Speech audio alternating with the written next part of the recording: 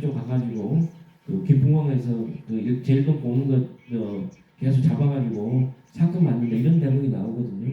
그러니까 서로 경쟁적으로 만들고 특히 이제 80년대 이후에는 약간 중정이 조금 힘이 떨리는 상황에서 보안사가 상대적으로 강한 역할을 했고 여기 계시는 보안사와 연결된 분들이 꽤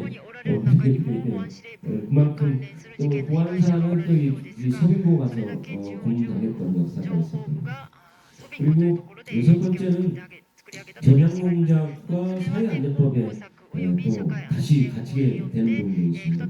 사실 이게 전향공작과 관련해서는 뭐 비대면 자율기술할지 또는 우리 제일동부 분들한테 훨씬 더 가혹했던 것 같아요. 그리고 솔직히 말해서 그 전에 이제 김구철 세대랄지 국내 식사폰 같은 경우는 다 타협적으로 전향서, 서약서 뭐 이런 걸 쓰고 나오셨지만 이 제일동부 분들에 대한 전향서 부분들은 훨씬 가혹했고 또 여기 보면 밑에 여러 개 각주를 보시면 되는데 이렇게 해가지고 거부하다가 여러 가지 그 혁수적 방송이라고 해요. 이거 입에다 씌우는 거 이런 데다가 기름을 막혀서 돌아가신 분도 있고 상당히 이로 인해서 전향공작 관련해서 희생된 분들도 꽤 많다.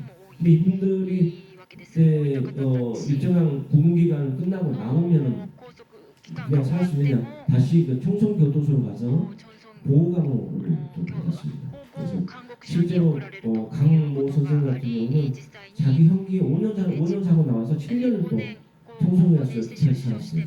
그 부분들에 대해서 아직 정확하게 법적으로 이 보호감호 부분들에 대한 위헌 판결을 못 받아냈지만 그만큼 그 당시에 이제 이 전향서 쓰지 않거나 또 이 간접 전략 사건에 연루됐던 분들이 또 사회안전법에서 희생당하는 그런 참으로 참혹스러운 결과가 있었습니다.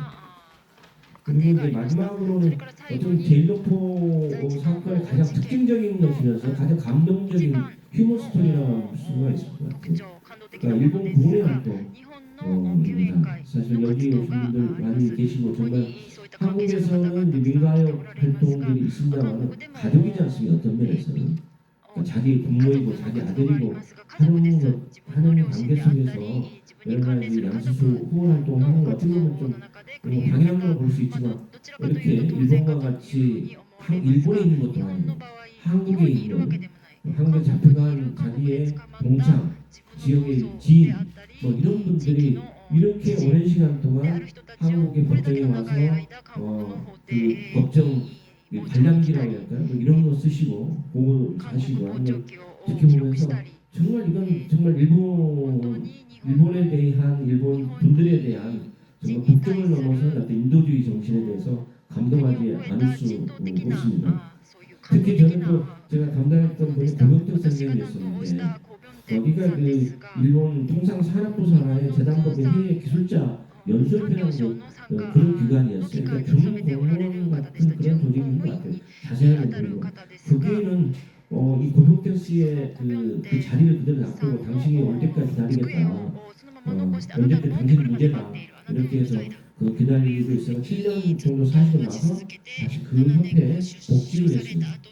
그 전에 경제가 생활이 어렵기 때문에 그 배우자 사모님은 거기서 일하게 하고 그래서 참 이런 또 이럴 수 있을까라고 할 정도로 어찌 보면 한국 같으면 아마 이미 노안군의 인연이 있다. 원래 그 사람은 좀 이상했다.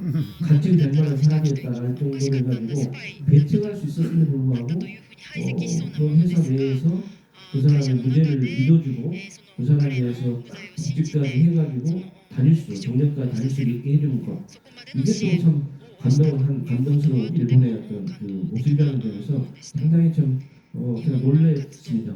오늘 오신 우리 고은의 분들 한 분 한 분이 참 이 역사를 만드는 주역이 아닌가라는 생각을 해서 늘 존경과 또 위로의 말씀을 드립니다. 그리고 이제 마지막으로 이제 뭐가 남았는가라고 하는 부분에서 아까 말씀드린 국가보안법이 지금 현재 언제나고 있는 현실. 제가 한 지금도 한 사건은 2017년도에 시작해서 지금도 재판 중에 있습니다. 내일 모레 12월 때는 약 8년, 9년 만에 한 사건인데, 그러니까 국가보안법으로 무죄가 되고 재심에 무죄가 되는 오늘 현실과 또 국가보안법에 의해서 또 이렇게 기소가 되고 처벌받는 이 역사적인 그 아이러니 이 부분도 해석하기 위해서는 국가법 폐지가 가장 우선적인 받을 수밖에 없다. 내년도 이제 지방자 선거 끝나면 운동을 다시 재개하지 않나 생각합니다. 또 하나는 어쨌든 저희 변호사과 한국에서 재심 무죄를 받으신 분들 대략적으로 40여 명 정도 이렇게 안 됩니다.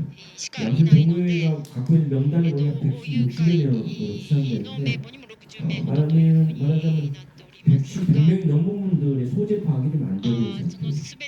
그래서 정부가 나서서 이분들의 소재를 파악하고 그래서 집행개심이랄지 그래서 이들이 어떤 명예를 회복시키는 이게 현실적으로 해야 될 과제인 거고 또 내년도에 아마 질환법이 제정이 되면 또다시 한번 제일동포 관련된 분들도 다시 한번 피해자를 찾는 노력들이 더 있어야 하지 않나 이런 생각을 해봅니다.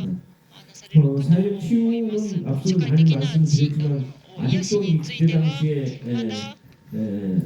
같은 대학을 다녔다고 예를 들어서 나로 인해서 저격된 사람들, 나로 인해서 유대풍을 받은 사람들 이런 관계들이 사실 많이 형성돼 있고 또 일본 젤노포 분들께서는 여기서 유대풍을 받았지만 또 일본으로 돌아가셨잖아요. 그 많은 세월 동안에 여기에서 고통을 겪었던 한국에 있는 사람들과 관계 이런 부분들도 우리가 같이 고민하고 치유해야 되지 않나라는 생각이 듭니다.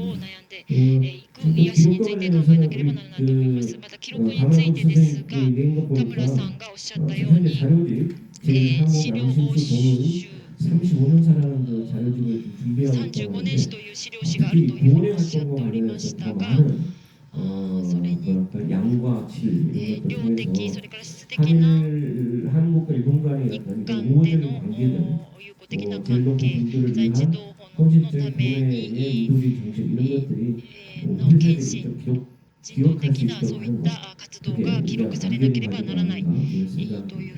다시 한번 특히 구원의 활동 해주시는 이번 한국 사람들 진심으로 감사와 존경 말씀드립니다. 이상입니다. 네, 고맙습니다. 네, 이 자리에 계신 변호사는 우리 협회 국토평화님하고 이상희 변호사님 모습을 잠깐만 일어나주세요. 네, 박수 한번 부탁드립니다. 네, 뒤에 이상희 변호사님하고 3일 밑에 모신 걸로 가셨습니다. 이 회장님들. 네, 그리고 우리 신계윤 인상평화자 이사님도 자리 지켜주셨는데